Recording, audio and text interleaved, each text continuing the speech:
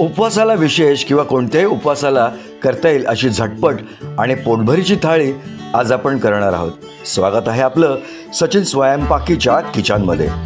थोडीशी पूर्वतयारी जर आपण केलेली असेल तर अगदी 15 ते 20 मिनिटात सगळे पदार्थ तयार करून होतात, तेही अगदी कमी मेहनतीत. फारसं थकायला देखील तुम्हाला होणार नाही. ही जी थाळी 15 ते 20 मिनिट या कालावधीत होण्यासाठी काही दिवसांपूर्वी तुम्हाला थोडीशी पूर्वतयारी करून घ्यायला हवी आहे. त्यासाठी एक प्रीमिक्स करून घेणं गरजेचं आहे. 1 कप भगर आणि पाव कप साबुदाणा मिक्सरच्या भांड्यामध्ये घालूया. आता हे दोन्ही मिक्सरवरती बारीक असं वाटून घ्यायचं आहे. चांगला फिरवून जमेल तितकं बारीक करून घ्यायचं आहे. हे जे पीठ तयार झालेलं आहे ते आपण डब्यात भरून देखील ठेवू शकतो. उपवासाच्या आदल्या दिवशी किंवा एक आठवडाभर आधीसुद्धा डब्यात भरून ठेवू शकतो. म्हणजे उपवासा दिवशी आपली धावपळ होत नाही आणि फटाफट आपले पदार्थ तयार होतात. हे प्रीमिक्स उपवासाची आंबोळी आणि छोटे छोटे नगेट्स यासाठी देखील आपण वापरू शकतो. आदल्या रात्री किंवा 2-3 दिवस आधी हे प्रीमिक्स आपण करू शकतो. आता उकडलेले बटाटे आपण मोठ्या किसणीने किसून घ्यायचं आहे. आवडीनुसार हिरवी मिरचीची पेस्ट आपण त्यामध्ये घातली आहे. चवीनुसार मीठ घातलं आहे आणि ह्याच्यामध्ये जे आपण अर्धा ते पाऊण कप उपवासाचं जे आपण पीठ करून ठेवलं होतं ते घालायचं आहे. छान असं मिक्स करून घ्यायचं आहे.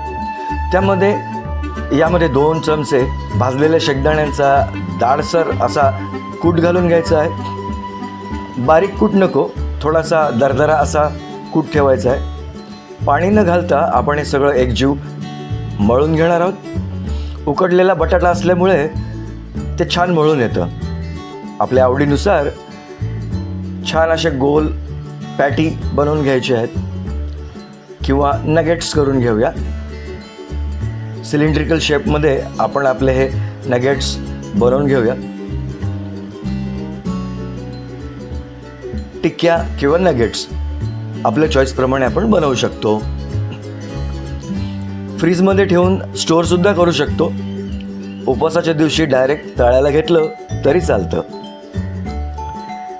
यासाठी लागणाऱ्या चटणीसाठी फार काही साहित्य लागत नाही. हिरवी मिरची आपण फिरवून घ्यायची आहे. अर्धा कप ओल्या नारळाचे काप, चवीनुसार मीठ आणि थोडंसं पाणी घालून पातळसर अशी चटणी वाटून घ्यायची आहे. आता वळूयात डोशांसाठी. एक मध्यम आकाराचा बटाटा मिक्सरच्या भांड्यात काढलेला आहे. बटाट्याची साल काढून घ्यायची आहे. बटाटा कच्चा आहे, उकडलेला नाही आहे.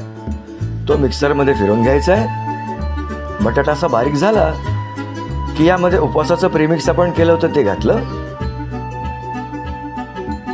त्यानंतर अर्धा कप दही यामध्ये घालायचं आहे.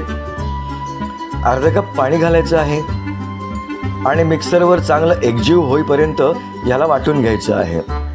बघू शकता असं पातळसर डोशाचं पीठ या ठिकाणी तयार आहे. आता यानुसार चवीनुसार मीठ घालायचं आहे. 15 ते 20 मिनिटासाठी मुरण्यासाठी किंवा भिजण्यासाठी ठेवू शकतो आपण.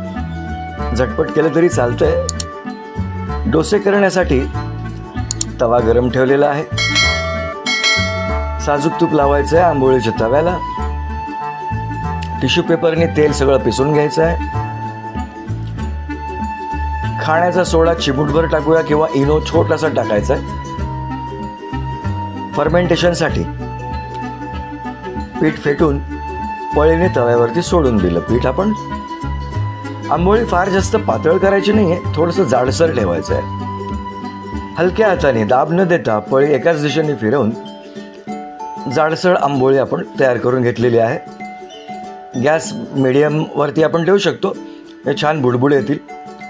कडेने आणि वरून थोडंसं साजूक तूप आपण ठेवूया. बघू शकता सुंदर जाळी आलेली आहे. एखाद मिनिट त्याला शेकून घ्यायचं आहे. साबुदाणा वरई वगैरे छान वाफली जाते बरं का. छान जाळी पडलेली आंबोळी आपली या ठिकाणी तयार होते आहे. खूप पातळ करायचं नाही आहे, ते कडक होणार किंवा वातुळ होणार. स्पॉन्जी आणि लुसलुशीत डोसे करण्यासाठी थोडंसं घट्टच ठेवायचं आहे. फ्रीजमध्ये ठेवलेले नगेट्स आता आपण तळतो आहोत. तेल चांगलं कडकडीत तापून घ्यायचं. यामध्ये नगेट सोडायचे. मध्यम आचेवरती छान गोल्डन कलर येईपर्यंत यांना तळून घ्यायचं आहे. फार जास्त हलवा करायचे नाही. थोडेसे जमले, आपल्याला वाटते की खालनं कलर आलाय, तर थोडंसं हलवायचं. नगेट्स असल्यामुळे ते आपोआप हलणार आहेत. थोडेसे तळले गेले की झाऱ्याने खालीवर करून घ्यायचे. वरई आणि साबुदाण्यामुळे कुरकुरीत अशी टेस्ट येते. उपवासाला कोथिंबीर चालत असेल तर कोथिंबीर देखील घालू शकता तुम्ही. गोल्डन कलर झाल्यानंतर तळून काढलेले नगेट्स आता टिश्यू पेपरवरती काढून घेऊयात. आता गोडाचा पदार्थ तो उपवासाला लागतोच. त्यासाठी अर्धा लिटर दूध आपण पॅनमध्ये उकळून घेऊया. दुधाला उकळी आली की 5 मिनिट ते आटवून घ्यायचंय.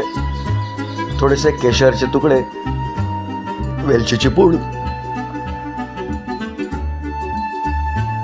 घट्ट झालं की त्यामध्ये 2 ते 3 राजगिऱ्याचे लाडू यामध्ये चुरून घालूया.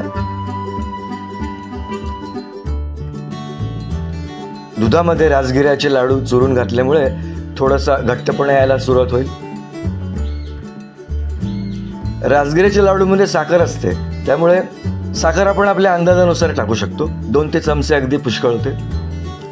आवडीनुसार आपण यामध्ये ड्रायफ्रुट्स देखील घालू शकतो. अतिशय चवीला छान आणि पौष्टिक अशी खीर तयार होते. अशा प्रकारे कमी मेहनतीत आणि झटपट तयार होणारी उपवासाची थाळी, उपवासाची आंबोळी, चटणी, नगेट्स आणि छोटीशी खीर. रेसिपी आवडली असेल तर लाईक करा, शेअर करा, सबस्क्राईब करा आणि बेल आयकॉन दाबायला विसरू नका. तर मंडळी, पुन्हा भेटूया अशाच एक चमचमीत रेसिपीसह. तोपर्यंत बाय बाय.